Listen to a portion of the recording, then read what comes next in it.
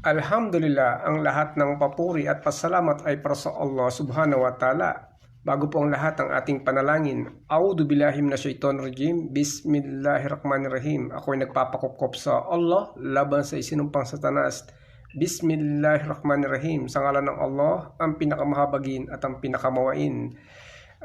Dito sa pagkakataon to, magkakaroon tayo ng programang Home Quran Time. Ito yung pagbabasa ng banal na Quran sa ating mga tahanan. So, kasama ang ating pamilya. Sa pagkakataon ito, ang aking nanay, ang aking kasama. So, ang aming binabasa ay ang banal na Quran na tinatawag na ang maluwalhating Quran, at ang kahulugan at pagpapaliwanag. Ito'y isinalin sa wikang Filipino nila Sheikh Abdul Latif Eduardo Arceo. So, at ang page po ng ating umpisahan, nasa po tayo, chapter 2 na po kami. Ito yung Surah Al-Baqarah. Nasa page 28 po, at so Al-Baqarah chapter 2 verse 131. So magpakupkup tayo sa Allah sa pagkakataong ito. A'udhu billahi minasyaitonir rajim, Bismillahirrahmanirrahim. Sa wikang Tagalog po ito na pagbabasa. Sa verse 131 ng Surah Al-Baqarah, pagmasdan ng ang kanyang Panginoon ay magwika sa kanya, isuko mo ang iyong kalooban sa akin, maging isang Muslim. Siya, Abraham, ay nagsabi, isinuko ko ang aking kalooban bilang isang Muslim sa Panginoon at tagapagtaguyod ng lahat ng mga nilalang. So napakaganda po, at ulitin po natin itong verse na ito. So sa chapter 2 ng Banal na Quran, verse 131 sa wikang Tagalog, pagmasdan ng ang kanyang Panginoon ay magwika sa kanya, isuko mo ang iyong kalooban sa akin, maging isang Muslim. Siya, si Abraham. Si Abraham ay nagsabi, isinuko ko ang aking kalooban bilang isang Muslim sa Panginoon at tagapagtaguyod ng lahat ng mga nilalang. At sumunod po dito yung verse 132 ng Surah Al-Baqarah. Ang pagtalima at pagsunod na ito kay Allah, ang Islam, ay ipinagtagubuylin ni Abraham sa kanyang mga anak na lalaki. Gayon din ang ginawa ni Jacob, ang pagiging matatag sa relihiyong Islam na nagsasabi, o aking mga anak, si Allah ang humirang para sa inyo ng tunay na pananampalataya. Kaya't huwag ninyong hayaan na kayo ay pumanaw maliban sa katatayuan ng pagtalima sa Islam bilang mga Muslim. At ang sumunod po dito sa Kabanata Al-Baqarah, chapter 2, verse 133. Kayo ba ay naroroon bilang mga saksi nang ang kamatayan ay tumambad kay Jacob, pagmasdan ng kanyang sabihin sa kanyang mga anak na lalaki, ano ang inyong sasambahin kapag ako ay wala na? Sila ay nagsabi, aming sasambahin ang inyong Diyos at ang Diyos ng inyong mga ninuno nila Abraham, Ismael at Isaac, sa nag-iisang tunay na Diyos, at sa kanya lamang kami tatalima o sasamba. At ang kasunod po nito sa Surah Al-Baqarah, chapter 2, verse 134. Sila ang mga tao o pamayanan na nagsipanaw na kanilang tatamasahin ang bunga ng kanilang ginawa, at kayo ay magtatamasa ng bunga ng inyong ginawa. At kayo ay hindi tatanungin tungkol sa kanilang ginawa. At ang kasunod po ay sa verse 100 ng Surah Al-Baqarah, at sila ay nagsasabi, maging kayo man ay mga Hudyo o Kristiyano, magkagayon man kayo ay mapapatnubayan, ipagbadya sa kanila o Muhammad sallallahu alaihi wasallam. Hindi datapat ang tunay na patnubay ay matagpuan lamang sa pagsunod sa pananampalataya ni Abraham. Sumakinawa ang kapayapaan,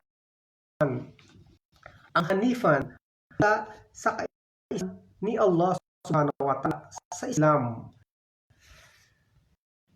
Alalangga ang maging matimtiman at sumamba lang kay Allah, at siya kailanman ay hindi nagtatambal ng anumang Diyos kay Allah. Ang kasunod po ay sa verse 136 ng Surah Al-Baqarah. Ipagbadya, o mga Muslim, kami ay sumasampalataya kay Allah at sa kapahayagan na ipinagkaloob sa amin at sa mga ipinahayag kay Propeta Abraham, Ismael, Isaac, Jacob at sa kanyang 12 tribo at sa mga ipinahayag kay Moises at Jesus at sa mga ipinahayag sa lahat ng mga propeta mula sa kanilang Panginoon. Kami ay hindi nagtatakda sa kanila ng pagtatangi-tangi. Kay Allah lamang kami tumatalima. At ang kasunod po ay sa verse 137. Kaya't kung sila ay mananampalataya na katulad ng inyong pananampalataya, katiyakan sila ay nasa tamang landas. Datapwat kung sila ay tumalikod, sila ang mga tumututol. Kung gayon, sapat na si Allah sa inyo laban sa kanila at siya ang ganap na nakaririnig, ang tigib ng kaalaman.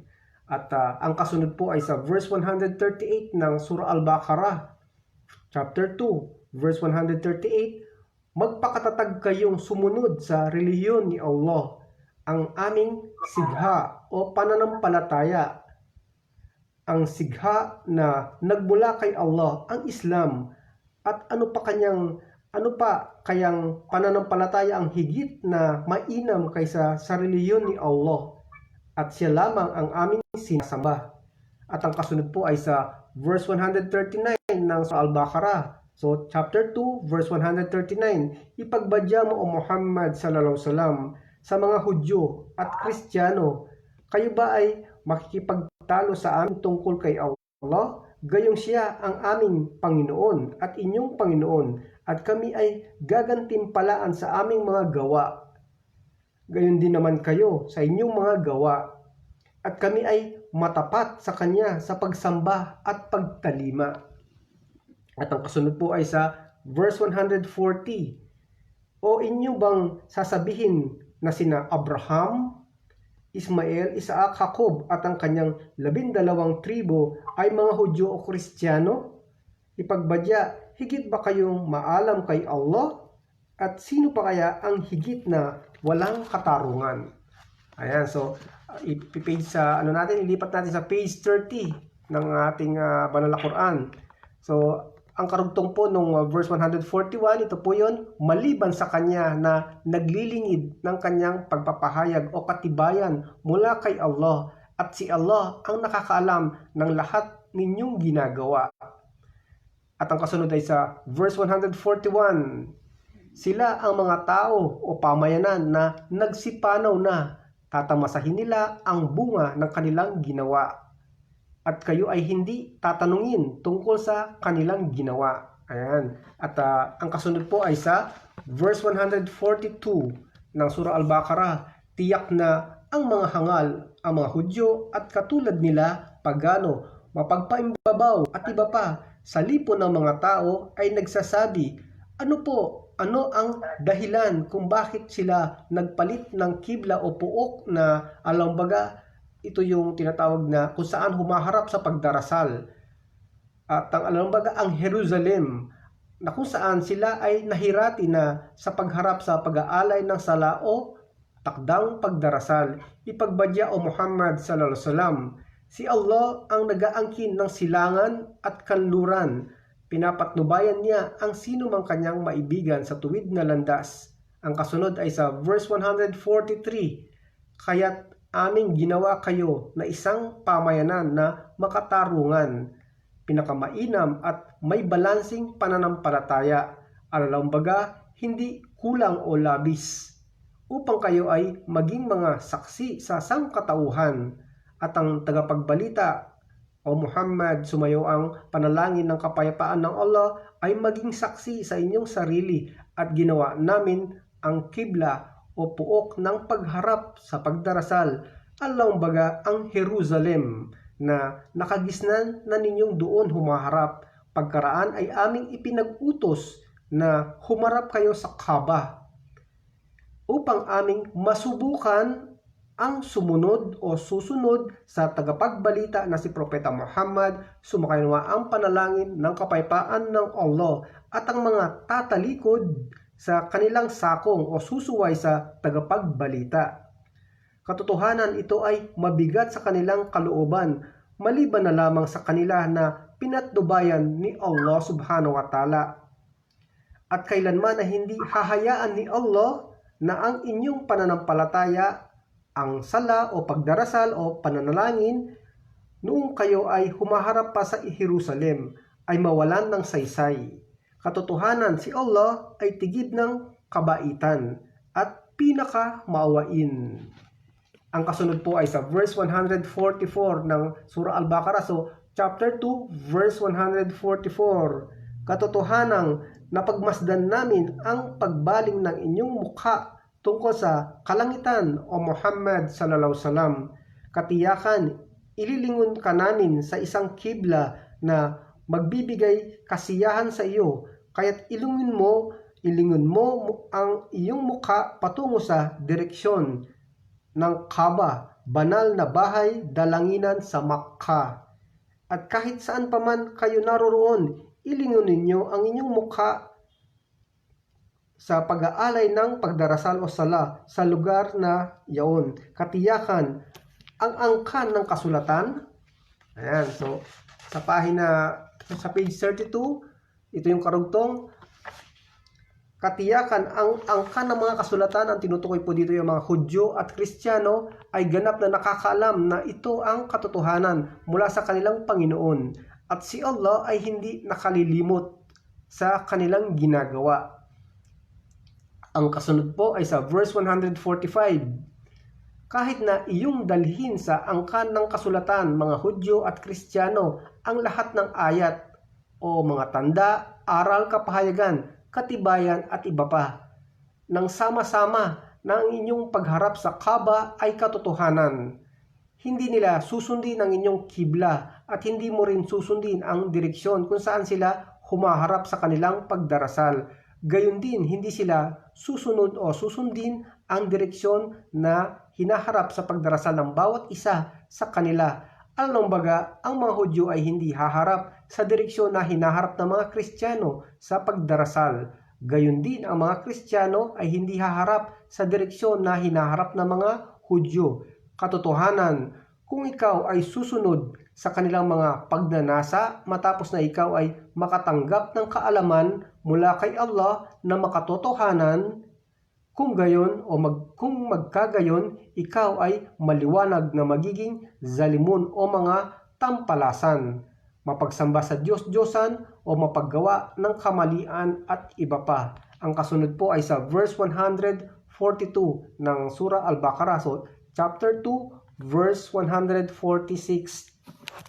Sila na aming pinagkalooban ng kasulatan, ang mga Hudyo at Kristiyano, ay nakikilala sa kanya kay Muhammad sallallahu alaihi wasallam na katulad ng pagkilala nila sa kanilang mga anak na lalaki. Katotohanang may pangkat sa lipon nila na naglilingid ng katotohanan, bagamat ito ay kanilang nababatid. So, ang kasunod po ay sa verse 147 ng Surah Al-Baqarah. Ito yung nasa verse 147. Ang ipahayag sa iyo, katotohanan mula sa inyong Panginoon, kaya't huwag kayong makiisa sa mga nag-aalinlangan dito. Ang kasunod po ay sa verse 148 ng chapter 2, Surah Al-Baqarah. So, sa verse 148, sa bawat pamayanan ay mayroong direksyon kung saan nila ibinabaling ang kanilang mukha sa pagdarasal, kaya't magpaligsahan kayo sa paggawa ng mga kabutihan. Kahit saan man kayo naroroon, si Allah subhanahu wa ta'ala ang magtitipon sa inyo sa araw ng muling pagkabuhay. Katotohanan, ang Allah subhanahu wa ta'ala ay may kapangyarihan sa lahat ng bagay. Ang kasunod po ay sa verse 149 ng Surah Al-Baqarah. Ito po yung nilalaman ng verse 149. At kahit saan kamang puok naroroon sa pag-aalay ng sala o yung pagdarasal, ilingon mo ang iyong mukha tungo sa direksyon ng Masjid al-Haram, banal na bahay dalanginan sa Makkah. Katiyakang ito ang katotohanan mula sa iyong Panginoon. At ang Allah subhanahu wa ta'ala ay hindi nakalilimot sa inyong ginagawa. Ang kasunod po ay sa verse 150. Ito po yung nilalaman ng verse 150 ng Surah Al-Baqarah. At kahit saan ka mang puok naroroon sa pag-aalay ng sala, ito yung pagdarasal, ilingon mo ang iyong mukha tungo sa direksyon ng Masjid Al-Haram, banal na bahay dalanginan sa Makkah. At kahit saan pa man kayo naroroon, ilingin ninyo ang inyong mukha sa pag-aalay ng sala o pagdarasal tungo sa gayong lugar upang ang mga tao ay walang maipangatwiran sa pagtutol laban sa inyo maliban sa kanila na mapaggawa ng katampalasanan. Kaya't sila ay huwag ninyong pangambahan datapwat ako ang inyong pangambahan. At gaganapin ko ang aking paglingap o biyaya sa inyo upang kayo ay mapatnubayan. Ang kasunod po ay sa verse 151. Surah Al-Baqarah chapter 2 verse 151. Ito po yung nilalaman. Gayon din naman upang maging ganap ang aking paglingap sa inyo, ay aming isinugo sa inyo ang isang tagapagbalita. Ang tinutukoy po dito ay si Propeta Muhammad, sumakainuha ang panalangin ng kapayapaan ng Allah, na mula sa inyong lipon na nagpapahayag at dumadalit sa inyo ng aming kapahayagan ang talata ng banal na Quran, at nagpapabanal sa inyo at nagturo sa inyo ng aklat ang Quran at ng hikmah o karunungan, batas Islamiko, kahatulan at pagpapahiya, suna o mga gawain ng propeta at iba pa, at nagtuturo sa inyo ng mga hindi ninyo nalalaman na mga bagong karunungan. At ang kasunod po ay sa verse 152 ng banal na Quran. Sa makatuwid, alalahanin ninyo ako sa pamamagitan ng pagdarasal at pagluwalhati. Alalahanin ko rin kayo, magkaroon kayo ng damdamin ng pasasalamat sa akin at hindi mabilang na biyaya na ipinagkaloob ko sa inyo, at huwag mawalan ng utang na loob sa akin. Ito po yung nilalaman ng verse 152. Ulitin po natin, napaka-importante ito. Sa verse 152, ulitin po natin. Sa makatuwid, alalahanin ninyo ako. Sa makatuwid, alalahanin ninyo ako sa pamamagitan ng pagdarasal at pagluwalhati. Aalalahanin ko rin kayo. Magkaroon kayo ng damdamin ng pasasalamat sa akin sa hindi mabilang na biyaya na ipinagkaloob ko sa inyo, at huwag mawalan ng utang na loob sa akin. At ang kasunod po ay sa verse 153. O kayong nagsisampalataya, magsihingi kayo ng tulong kay Allah sa pamamagitan ng pagtitiyaga sa pag-aalay ng sala. So maghihingi tayo o kayong mga nagsisampalataya, magsihingi tayo ng tulong kay Allah sa pamamagitan ng pagtitiyaga at sa pag-aalay ng sala o takdang pagdarasal. Panalangin, katotohanan si Allah ay kasama, nasa gitna ng mga mapagtiis. Ayan, so dito po tayo sa pansamantala, titigil sa verse 153. So imamark po natin yung ating libro. Ito po yung marker natin. So ilalagay natin sa page 34. Ayan. So ayan po. So subhanaka Allahumma wa bihamdik asyhadu an la ilaha illa anta astaghfiruka wa atubu ilaik. Mother, mama, pwede tayong bumati ng assalamualaikum warahmatullahi wabarakatuh sa ating mga kasalukuyang nakikinig, inshallah. Pakibati mo sila ng assalamualaikum warahmatullahi wabarakatuh. Assalamualaikum Warahmatullahi wabarakatuh. wabarakatuh. Mashallah. Okay, alhamdulillah. Alhamdulillah. Alhamdulillah. Allahu Akbar.